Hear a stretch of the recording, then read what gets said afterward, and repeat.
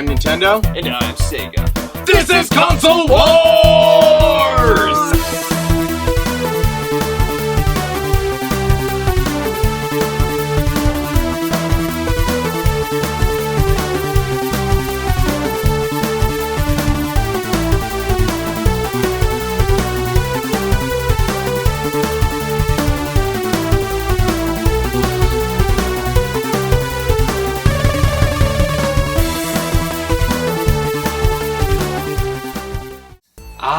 Halloween! A night where the line between the living and the dead is truly blurred, where people dress as all sorts of creatures in the night. Truly a celebration of horror. Don't you agree? Spooks and specters, ghosts and goblins. Who doesn't like a good scare? Ooh, look! The Loch Ness Monster! Dirty pool, old man.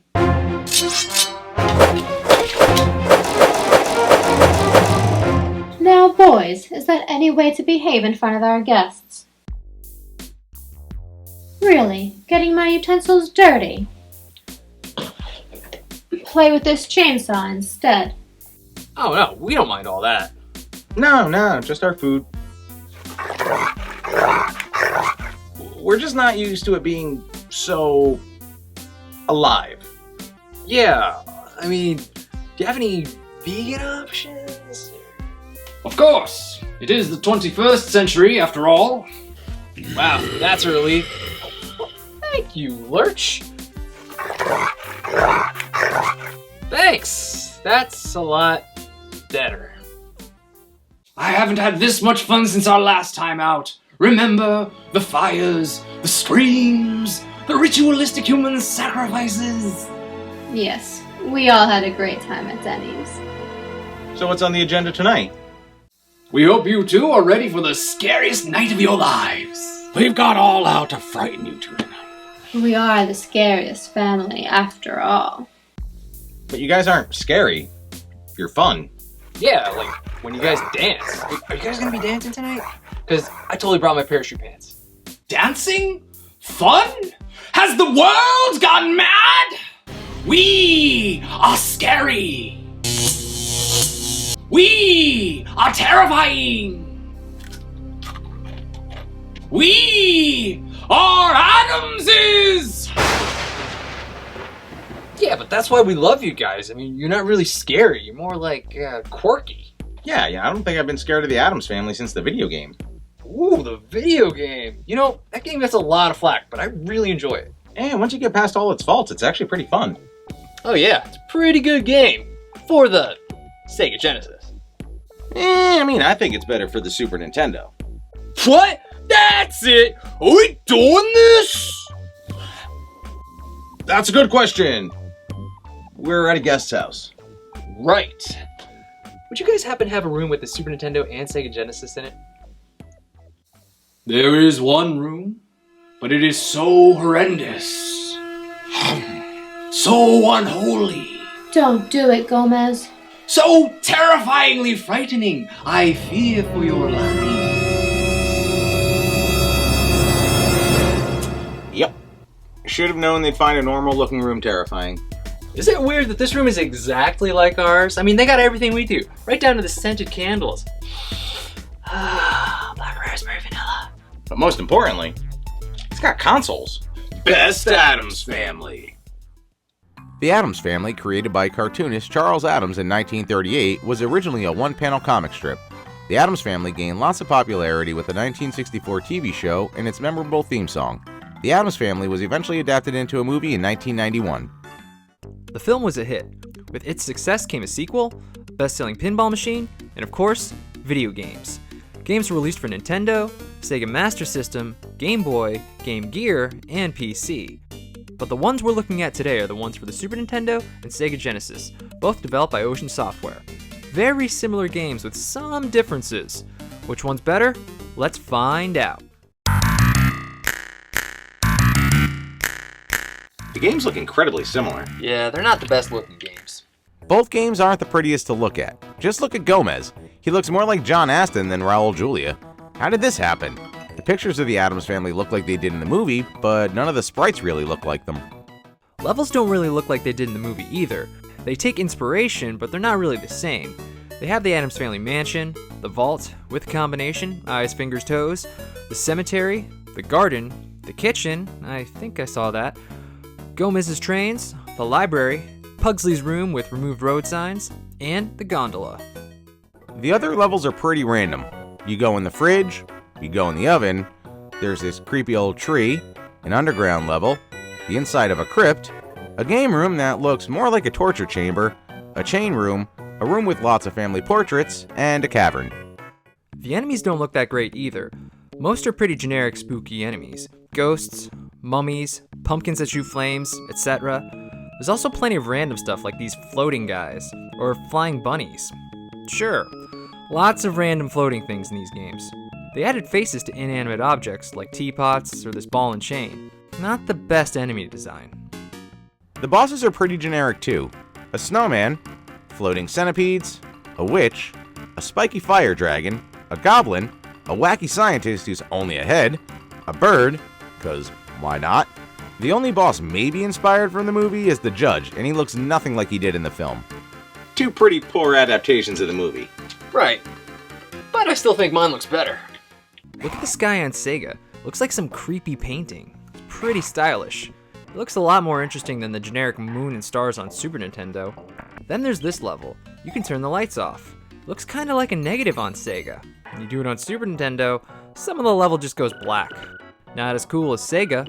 My game just looks better. That's because you're nitpicking. Let me show you why my game really looks better.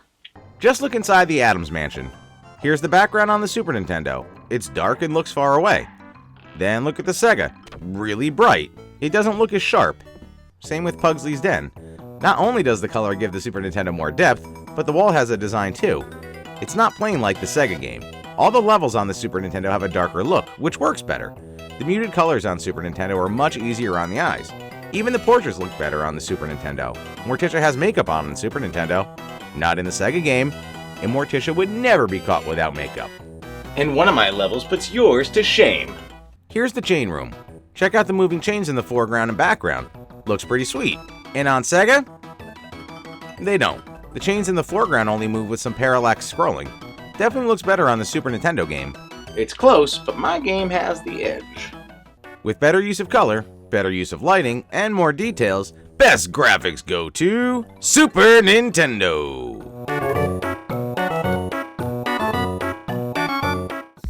Hello, boys. Morticia! You boys thirsty? I brought you some drinks. Wow, thanks, Morticia. What is it? It's a potion that will help you get through the games. Oh, cool. Yeah, cheers. But there are side effects. Nausea, fever, diarrhea. Typical Saturday night, am I right? And you won't be able to drink alcohol for 15 minutes.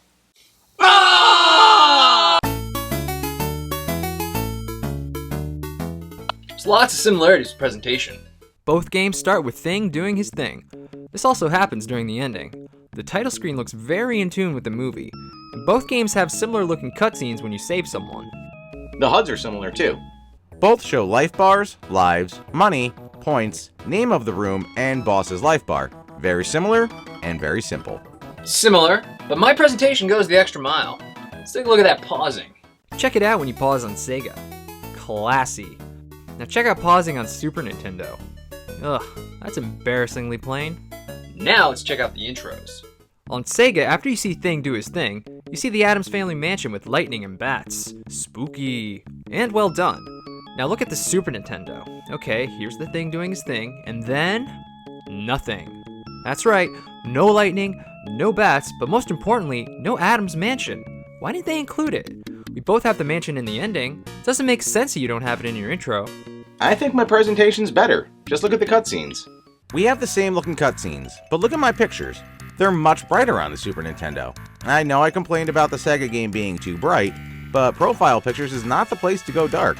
The Sega pictures look like they're loading, like they'll be bright if you just wait a little bit longer, but nope, still dark. Well, who cares about that? Your game's still missing things. You want to talk about missing things? Let's look at the hints.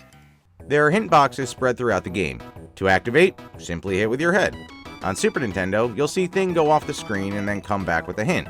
On Sega, you don't see Thing going up, only down. In extra detail, missing in the Sega game. What? That's barely anything. Fine. Let's look at something big. The endings. The ending on the Super Nintendo has Gomez and Morticia, the mansion, Thing, and then the credits. Okay, now let's look at the Sega. Gomez and Morticia, the mansion, Thing, and then back to the beginning of the game? Huh? What happened to the credits? Shouldn't we know who worked on the game?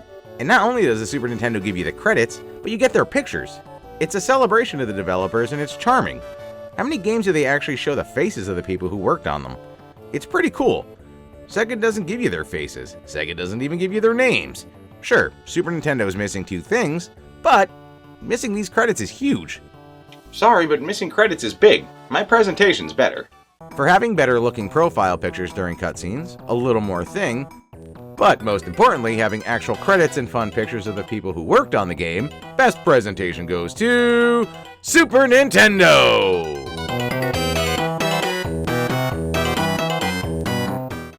Hello, boys! Faster! I thought I'd help you beat the games. Perhaps more light. He's gonna do the thing!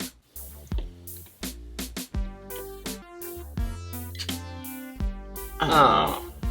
Not what you were expecting? How about this? All right.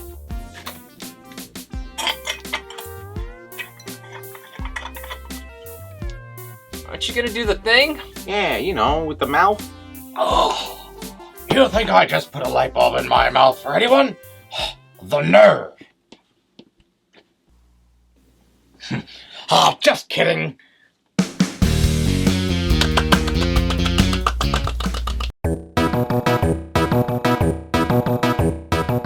We both have the same music by Jonathan Dunn. And we both have the theme song.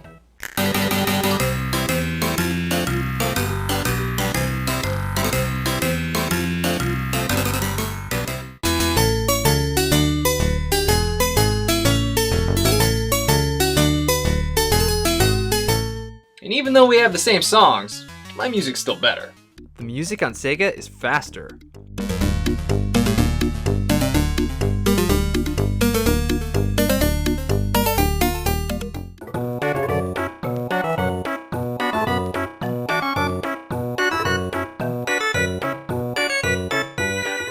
It can sound more spooky too.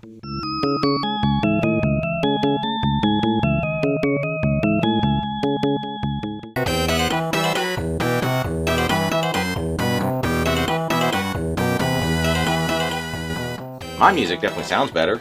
The instrumentation on Super Nintendo is miles above Sega's.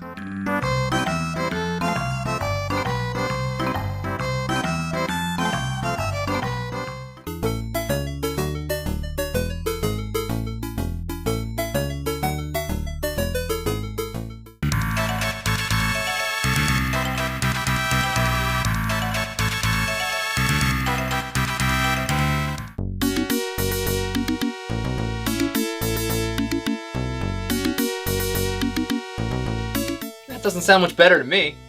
Plus, your game's missing a sound effect. When I get the Fez on Sega, it sounds like a helicopter. Makes sense because it helps you fly. And on Super Nintendo, just this thing that sounds like digging. And you know what else my game has? Voiceovers. The Sega game is loaded with voiceovers. Listen to this boss. Now listen on Super Nintendo. No voiceover. Here's another Sega boss. And now on Super Nintendo. The Sega bosses have voiceovers. Eureka! But none of the Super Nintendo bosses do. Sega for the win. Your game's missing too much. What did I tell you about missing things before? That's what your game does. Let's go back to the music. The Super Nintendo has an exclusive boss theme.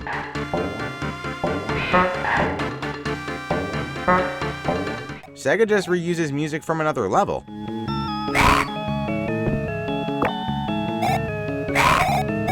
It does this a few times.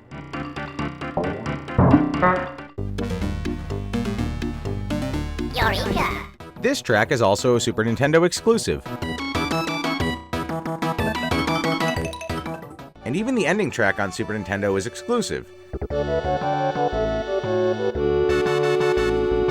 The Sega just reuses the main theme. Starting to see a pattern here? I also have music and sound effects during the ending. You don't have that on Sega. Just silence. Fun. So I'm missing a few songs. It's no big deal. It's more than a few. Let's talk about the boss battles again. When you beat a boss, you hear a victory theme. Sega only has one theme. The Super Nintendo game has two. This one is exclusive. Instead, for certain boss fights, there's no victory music on Sega. Also, the victory music on Super Nintendo keeps playing after the cutscene.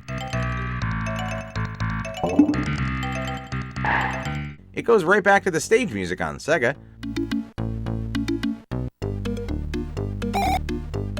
I also get this exclusive fanfare after one boss. And even with all that, there's still one big problem with your music. For this level, both games use the same song. For some reason, however, the Sega game stops playing music for the armory, the weaponry, the closet, and the lower gallery. Why? The Super Nintendo game has music for all those stages. Makes no sense why the Sega music stops. Super Nintendo never has a silent stage. A few voiceovers is nothing compared to all the music you're missing. For songs with better instrumentation and having a more complete soundtrack, best sound goes to Super Nintendo!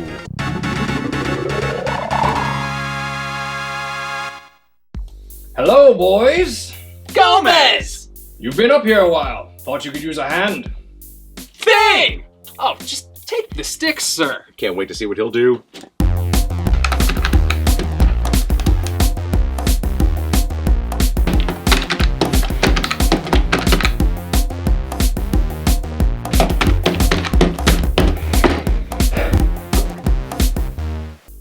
Wow.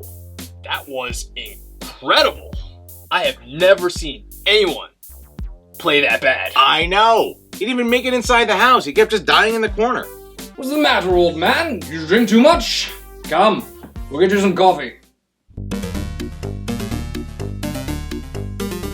The gameplay is very similar. It's pretty much identical. You play as Gomez Addams in this action platformer. You have one button to jump and one to use any items you acquire. Gameplay is somewhat open world in that you can go to any level right from the beginning. Some stages are definitely more difficult than others, and there will be some trial and error. You need to choose the order of the levels wisely. Object of the game is to rescue your family members in various parts of the Addams mansion.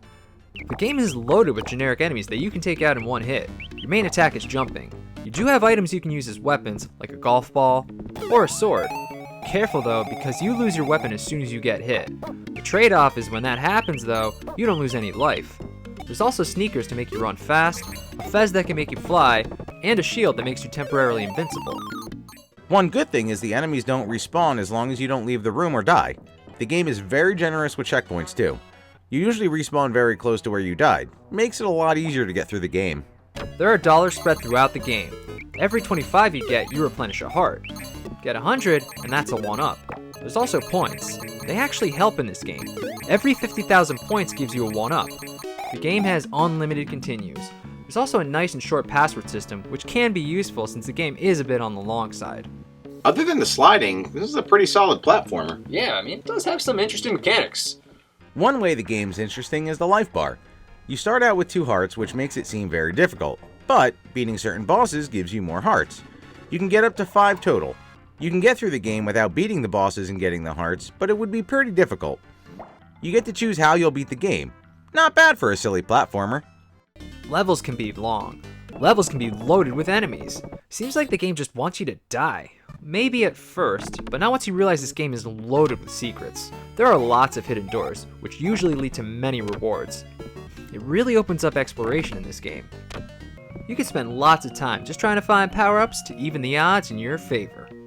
But sometimes power-ups aren't enough. That's okay. There are also lots of shortcuts too. These levels can get very long. If you search around enough, you might find a shortcut which will let you skip a lot of stages. Even doors you just came through can be a secret path. It really pays to explore in this game. Games are always more interesting when there's multiple ways to beat a level. Not bad for a movie game. The bosses are interesting too. They have patterns you need to figure out. They require strategy to defeat. Get lots of one-ups through exploration, figure out a boss's pattern, save a member of your family. It's a very solid platformer, and it's definitely better than the average licensed movie game. So which one's better? These games are exactly the same. Not exactly. The Super Nintendo game has a few things yours doesn't. The Super Nintendo has this exclusive inch move. Gomez slides a lot when he moves. After a jump and when you stop running, he slides. Inching on the Super Nintendo removes that sliding and makes it easier to be precise. You don't have to worry about falling off a platform with inching. Simply hit the L or R button and stand where you need to be. Yeah, but that's a small addition. It's still an addition, plus I have one more exclusive. On Super Nintendo, when you pause and hit select, you're given the option to reset. What this does is take you to the continue screen from where you can go back to the main hall. This might not seem like a big deal, but it's actually very useful. After some boss battles, a door takes you back to the hall. After other boss battles, you might have to go through a bunch of stages again. That's some backtracking you don't need. Good thing on Super Nintendo, you can just select the option and reset. This sends you back with all your lives, and you retain any hearts you've gained or person you've saved. The reset essentially saves you a lot of hassle and time.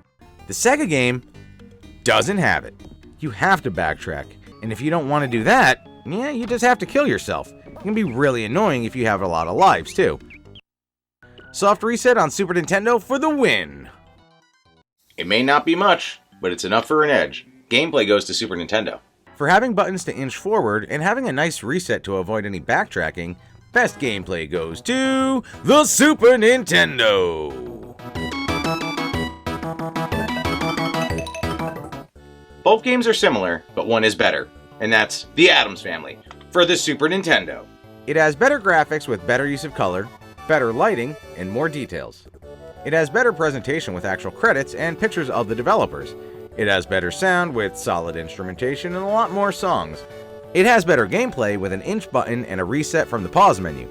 This game is surprisingly fun. It just has less than stellar graphics. If you can get past that, you're in for a good time. The Sega game isn't bad, it's just missing things the Super Nintendo game has. The lack of music and silence during some stages is still confusing. Overall, the Super Nintendo game has more. Best Addams Family goes to Super Nintendo!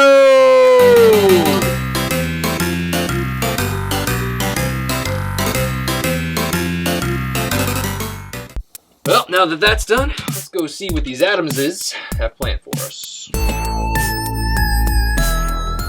What better way to scare you than home movies? They're gonna watch films of famous Addamses. And their deaths. Stinky Addams, the most foul-smelling Addams there ever was. One day he accidentally sprayed himself with cologne, and he no longer smelled. He went mad. He died in an asylum years later. Pretty cool. Here we have Itchy Addams, scratching all day and night. And then one day, he found some cortisone cream, and he was no longer itchy. He too went mad and died in an asylum years later. Whoa. Here we have Jeremy Addams, always covered in disease. One day, he accidentally used hand sanitizer. Let me guess. He went mad and died in an asylum years later? No, diabetes. Ooh. That's not as fun. No. And finally, we have these two, not actually Addamses. Huh, I feel like I've seen this. Yeah, a weird deja vu.